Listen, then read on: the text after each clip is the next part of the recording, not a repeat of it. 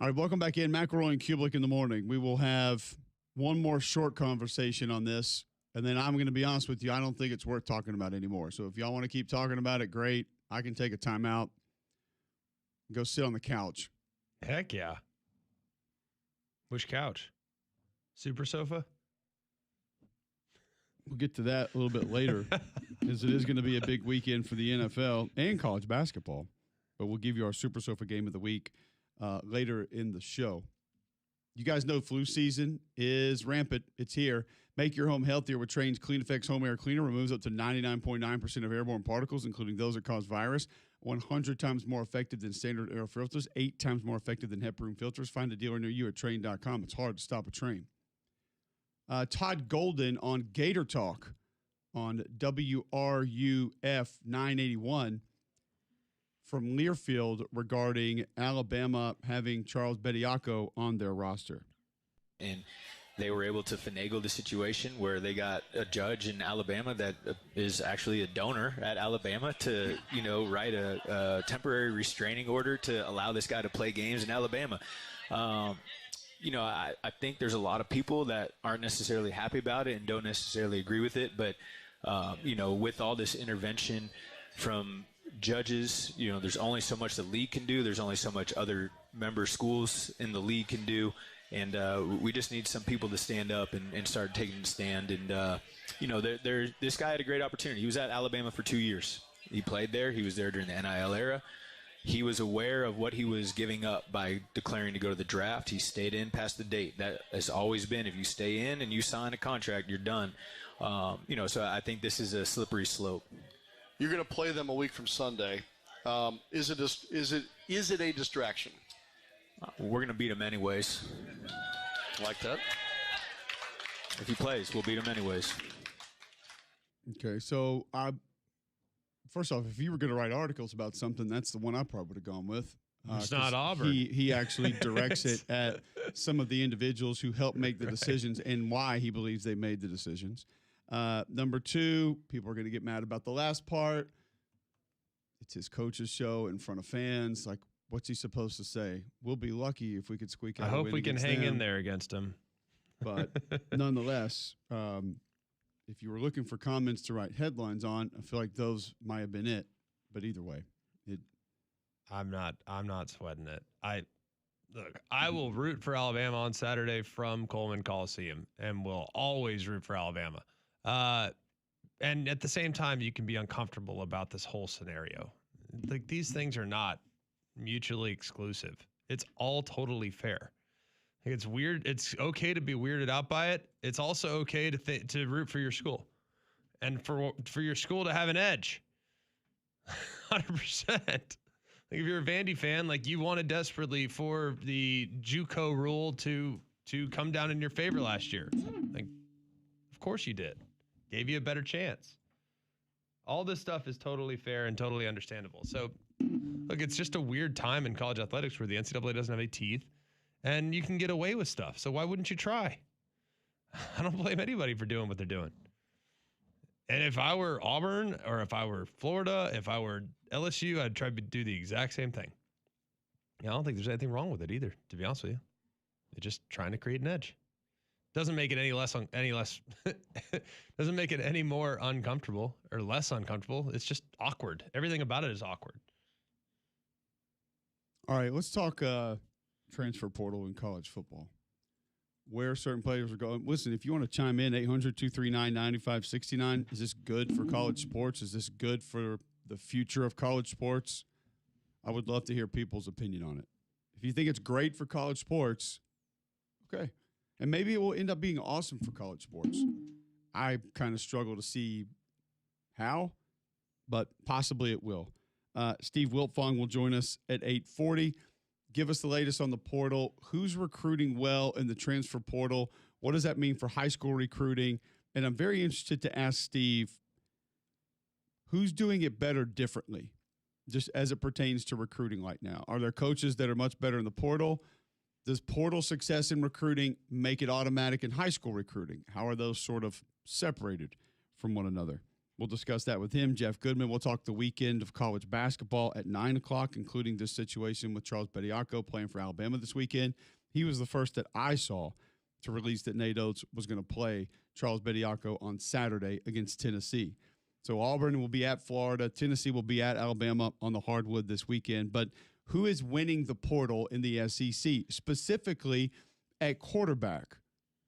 Every year when the dust sort of settles, we go through the transfer quarterbacks because we have a guy that played the position at a high level here, and we like to hear the opinion of good fit. Not sure how that's going to work. Watch out for this guy. That's probably going to be really good. That is a giant question mark. We'll discuss all that and more next right here on Jocks.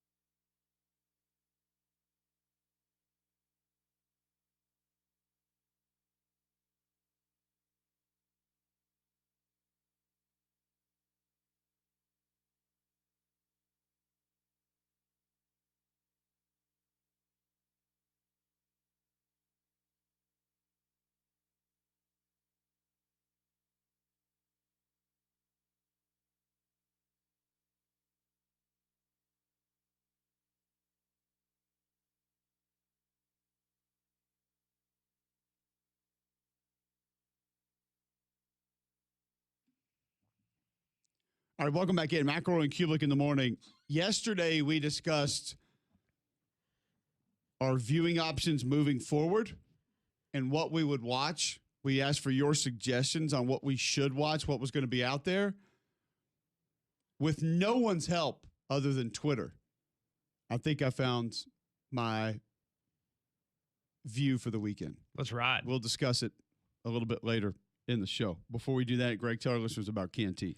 Canty can fix it. Cantey can fix it. They are the foundation specialists in our area that does an amazing job. Really, really good. There's so many things here in this area that can be problematic. So many things that can be a challenge. So many things that are hard to overcome, whether it's sloping lots, weather, age of your home, what have you. There's a million different reasons why your foundation could give you some problems, but luckily for us, Canty Foundation Specialists can get it fixed. They also do free inspections and estimates so homeowners know exactly what's going on under their house. So if you're noticing cracks in the walls, floors, around doors and windows, you're noticing uneven or sagging floors, like the house is sloping, you need to get it looked at today. Their work is backed by lifetime transferable warranties, so call them at 205-509-3991 or go online, Can Fix It. That's CANTEY, canfixit.com. Okay, let's look at the transfer portal and kind of what's been happening before we dive into Alabama, Auburn, what they've been doing. We haven't really spent a ton of time on who's coming into the portal, who's getting who in the portal, and what we like about it or don't like about it. But I want to just discuss quarterbacks first, because this is always an enjoyable conversation that we have with who's going to end up where. Sam Leavitt to LSU and Lane Kiffin's system. Now, some of this obviously is going to be dependent, Greg, on who is around these players, how that looks. Receivers, offensive linemen, running backs, the tight ends, all makes a big difference. But just on its surface, when you have seen Sam Leavitt healthy, that also a fair question going into this entire situation and how it will turn out. What do you think just about him operating in a Lane Kiffin offense? You know, I think Sam Leavitt is a fantastic player. Really like him. Like one of my favorites. If you look at last year and my top 10 quarterback list, I had him at number 3 going into last season. What I didn't see last year was a little bit of a concern. I did not see crazy progress throwing the football. Granted, got hurt, right? He's a great runner. We know that. We know he's shifty. We know he's mobile. But I look at his fit in this offense, and I think it's ideal because it's an offense that will simplify reads. Like it'll speed up your process. You know kind of what you're going to get. You're going to throw a lot of hitches. You're going to throw a lot of fades. You're going to throw a lot of back shoulders. You're going to use some misdirection, and athleticism can be your friend because traditionally their offensive lines have not been outrageously strong. So I like a lot the fit that we're going to get with this one. But then again, it'd be hard for me. I don't know if you see it the same way. It'd be hard for me to find a situation where I don't like the quarterback in Lane's system. It's a very quarterback-friendly system, and it'd be almost difficult to find a guy that wouldn't fit.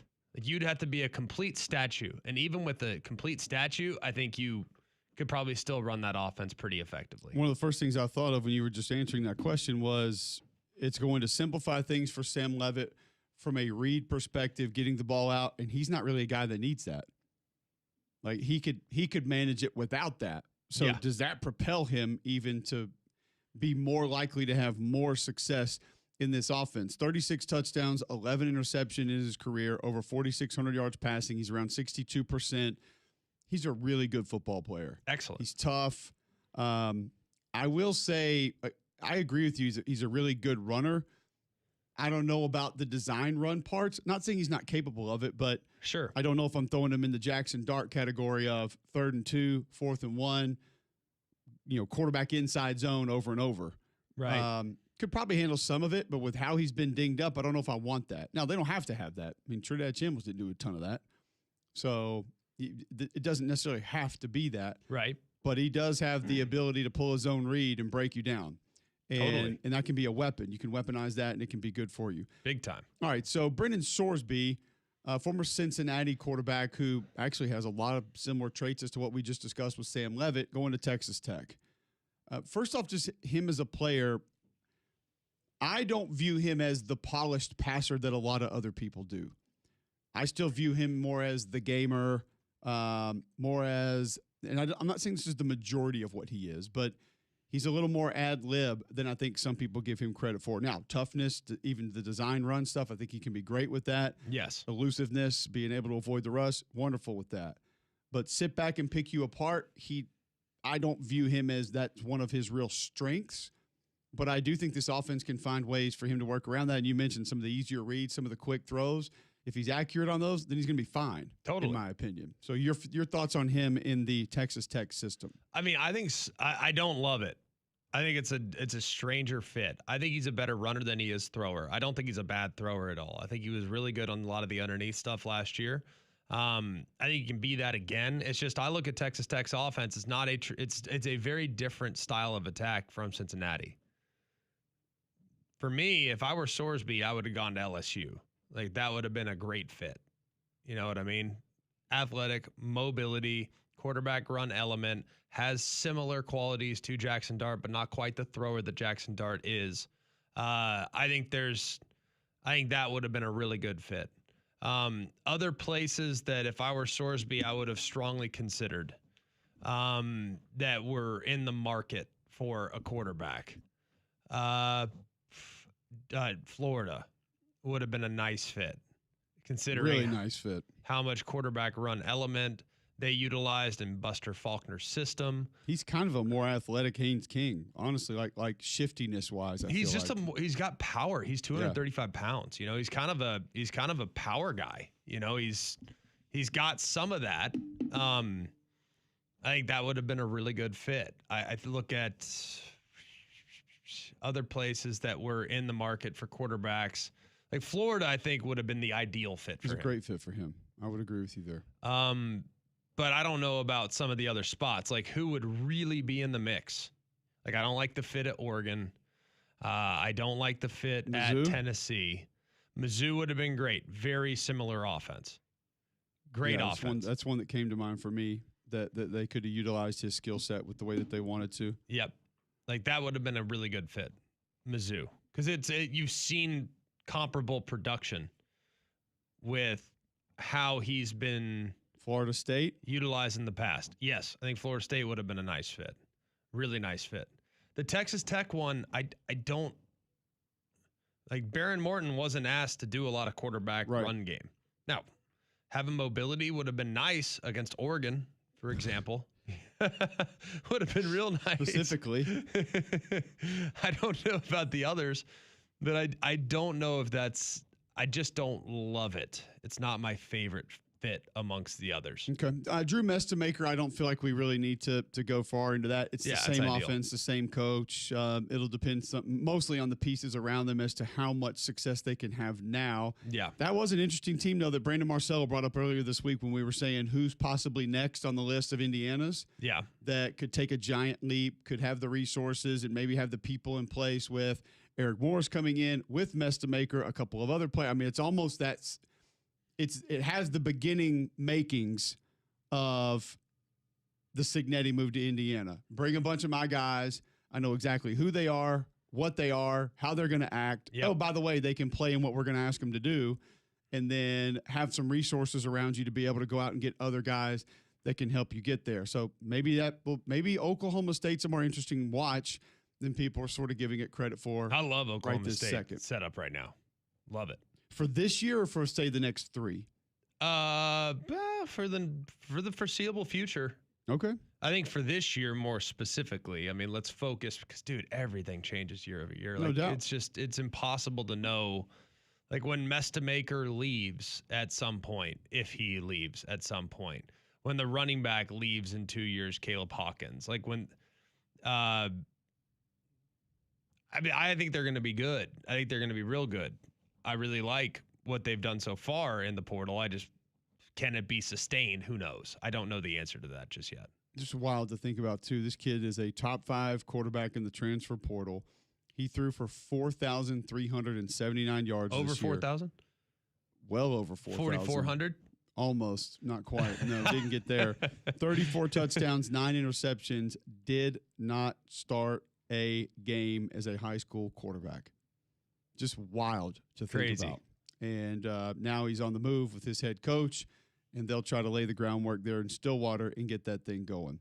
Almost as though Eric Morris just picked up a large portion of his staff and players, called Crocker Moving Services, and said, let's go. Well, they're a local company owned by an Iraq War veteran, Eric Crocker. Crocker believes in hiring movers you can trust to complete full background checks and run drug tests on every single employee. These are good guys. You can trust them in your home. If your whole home packed to move, your company headquarters across the country, or You just want them to come rearrange your living room. They got you covered. They also do deliveries for furniture that you've purchased and need to get to your home. So call or visit them online today for a free quote. The website is CrockerMovingServices.com. That's CrockerMovingServices.com. Support your veterans by choosing Crocker Moving Services for your next move. Okay, when we come back, a gigantic name whose play hasn't necessarily matched the hype of his name going to a new school. How will it work? Who is it? We'll discuss it all right after this on Jocks.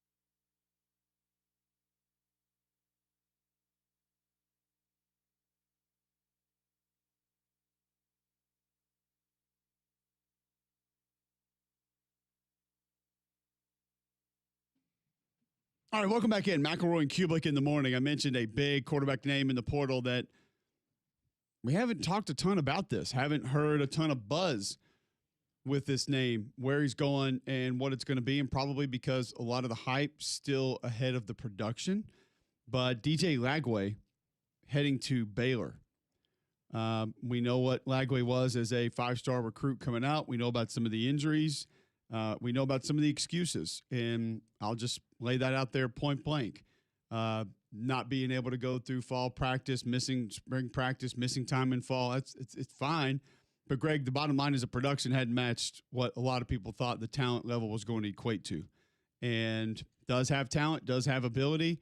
I think some of the facets of his game that people were high on are a little more limited than what they imagined. It's an interesting decision. His dad was a fullback at Baylor. Yeah. Pretty good fullback, by the way.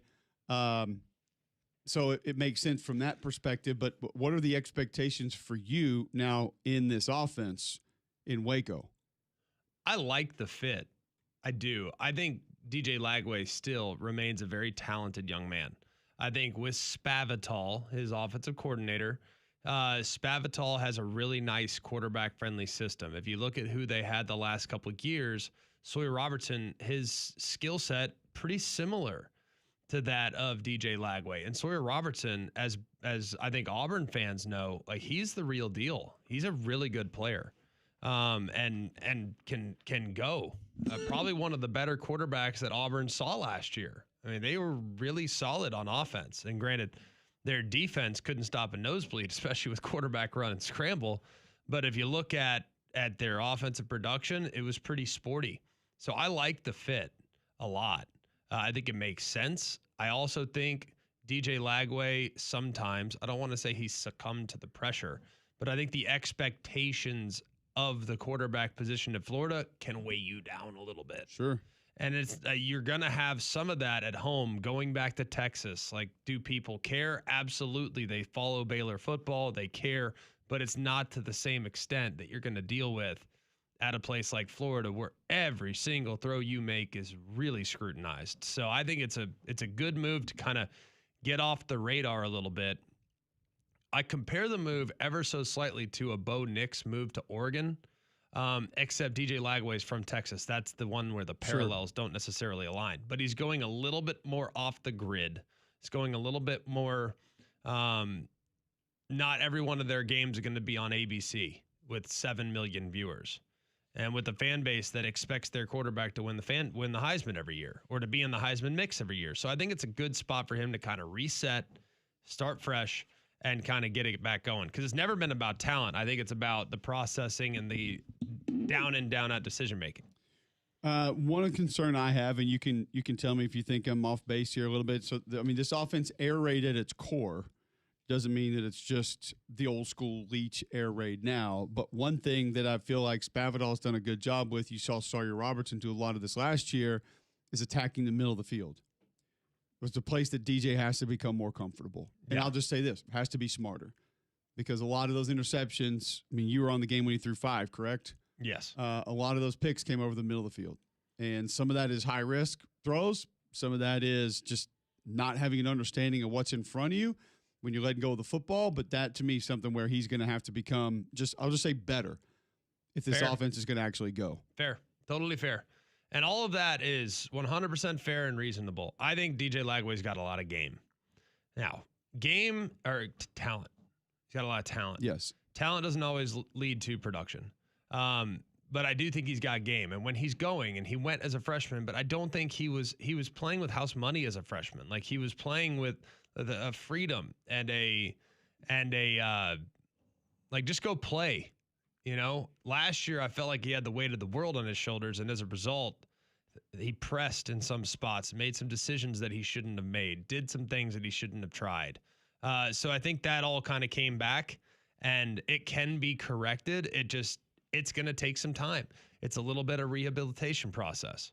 Except with Lagway, I think there's a lot more talent than that of with Lagway, it's almost the opposite of a Jackson Arnold. Like, Jackson Arnold's got talent. Lagway's got talent. Jackson Arnold's hesitant to and scared to make a mistake. Lagway is too confident. He's too confident. Right. So it's kind of the opposite of Jackson Arnold, where it's like, all right, hey, let's reel it back a hair and everything will be just fine. But with Jackson, it's like, dude, throw it. He's open.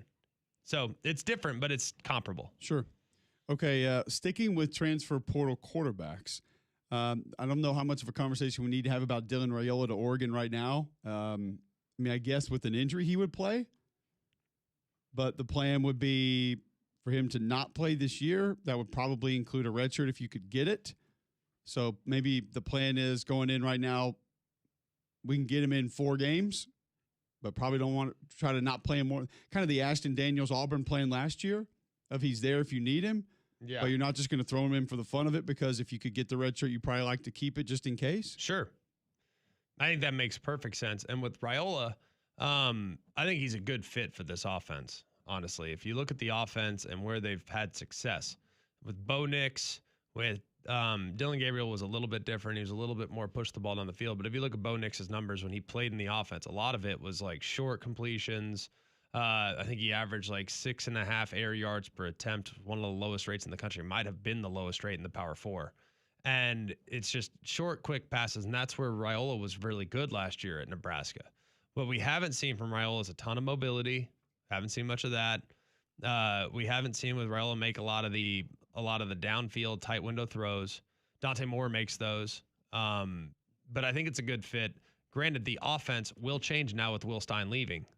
So does that change things? Perhaps, but I still think Merringer is going to do what they've been doing with success the last couple of years. Yeah. It's going to be interesting to see just how that situation goes this year. Darren Mensah, I guess, a little bit more wait and see. We think it's Miami, but as of right now, not able to enroll in another school legally. How do we think this is all going to work out with that one? Heck if I know. Why don't you walk me through it, please? Tell me what they'll present in the courts. I'm going to take this back to the Damon Williams situation, and we are now, if these schools were to come out and say, all we are after is the money that has already been paid to you. Yeah. That was a part of you providing a service for us moving forward, I'd be okay with it. But it feels like both of these are essentially legally forcing the kid to come play for them, which I'll lay it out the exact same way I did before with Washington. You make that happen the same way Washington seemingly has, and we can say he and Jed sat in a room and shook hands and sang Kumbaya and everything's great. If I'm a sideline reporter or if I'm on that TV crew, I want all hands on deck after that first interception over on that sideline to see how it goes. Yeah. Because you essentially had a guy in the offseason that didn't come out and say it in front of a camera, but basically told America, I don't want to be here anymore. I'm going somewhere else. Oh, I can't? Cool. I guess I'll stay here and play for you. That doesn't always go over well with teammates. Specifically, the Washington situation, when you dive into what was happening when he released it on social media, there's a lot more even to that one than this one. You did cut a video saying you were coming back. Now you're trying to leave. How many clicks, though? I don't know. I'd have to go back to the Duke football account and see where it was. But nonetheless, the courts say right now he cannot enroll in another school. Yeah. The way I understand it is he can go in the portal. He just can't go anywhere. Like, they can't legally stop him from entering his name in the portal. It's just you legally can't enroll at another university. Yes. Which, okay. So how the fit looks, him playing in the system, how it's going to help or hurt I guess we'll save that one for another day. I don't know if that's even, when that happens, if that happens, we will have that conversation with him then. Deuce Knight, Byron Brown, Josh Hoover, Austin Simmons, Bo Perbula, Aiden Childs. There are a lot more that we need to get to on the other side, and we will do all of that. We'll have the quarterback conversation of who's on the move, what the fit looks like, what we like about it, don't like about it, on the other side of McElroy and Cubelic in the morning. You have questions on certain quarterbacks and the fits, 800-239-9569, 800-239-WJOX. We still have Steve Wiltfong coming up, Jeff Goodman coming up, Super Sofa Game of the Week, Bad Box Score of the Day, and we'll preview Championship Sunday as well. A lot more happening. Keep it locked right here on Jocks, and we'll be back with more.